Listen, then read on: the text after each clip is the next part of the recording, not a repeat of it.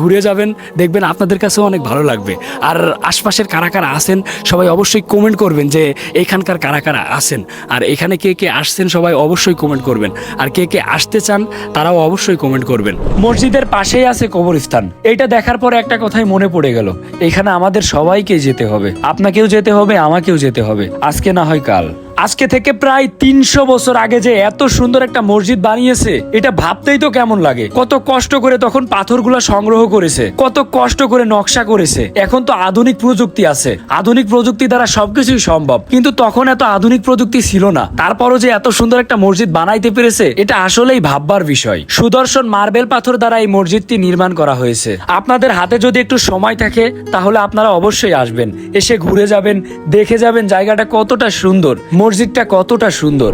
মাশাআল্লাহ, মসজিদের এত সুন্দর নকশা দেখে আসলে আমার মনটা জুড়ায় যাচ্ছে। পাশে দেখতেই পাচ্ছেন একটা নতুন